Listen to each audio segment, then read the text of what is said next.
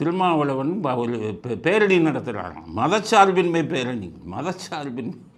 மதச்சார்பின்மைன்னா என்ன தெரியுமா? எந்த மதத்துக்கும் சார்பாக இருக்கக்கூடாது. நீங்கள் தான் இந்து மதத்தையே போட்டு திட்டிக்கிட்டு இருக்கீங்களே, போட்டுக்கிட்டு இதுங்களை சனாதனத்தை பற்றி அசிங்கமாக பேசுகிறது மதச்சார்பின்மையா? திருவள்ளுவர் கிறிஸ்தவ மதத்தை சேர்ந்தவர்னு நீங்கள் ஒரு தலைபட்சமாக பேசுகிறது மதச்சார்பின்மையா?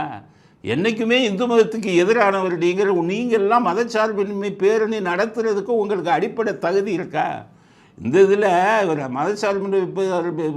மதச்சார்பின்மை பேரணியில் ஒரு நான் வராராம், இவருக்கு 5 நிமிஷம் ஹெலிகாப்டர்லேருந்து பூ தூவணுமா? அதுக்கு அந்த 5 நிமிஷத்துக்கு 9 லட்சம் ரூபா செலவாம். எங்கேருந்து வந்தது இந்த பணம்லாம்? யார்கிட்ட கொள்ளையடித்தது? எந்த கட்சியோட கூட்டணி சேர்வதற்காக பேரம் பேசி வாங்கப்பட்ட பணம்?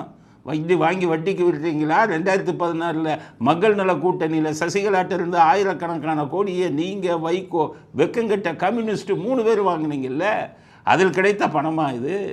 5 நிமிஷத்துக்கு 9 லட்சம் ரூபா செலவு பண்ணால் அவனாலேயே முடியாத, அம்பானியாலேயே முடியாத, அம்பானியே செலவு பண்ண மாட்டானே. அப்படி இருக்கும்போது அசிங்கமாக இல்லையா அவங்களுக்கு? நீங்கள் என்ன பெரிய வானத்திலிருந்து குதித்தவர்களா? இந்த 9 லட்சம் ரூபாயை உங்கள் இனத்தில், உங்கள் பட்டியலினத்து மக்களில் சேர்ந்த சாப்பாடுக்கு இல்லாமல் கஷ்டப்படக்கூடிய ஏழை மக்களுக்கு கொடுத்துருக்கலாமே.